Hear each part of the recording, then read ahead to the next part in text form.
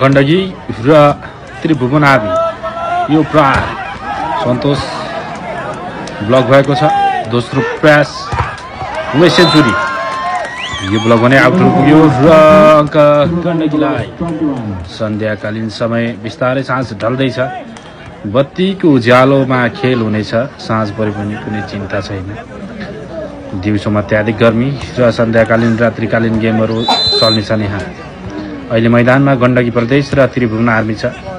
रोचक खेल। यो प्रहार, यो शक्तिशाली प्रहार ब्लक गरिदिएको छ। गण्डकीले आर्मीलाई स्तब्ध बनाउने कोसिसमा। Time out.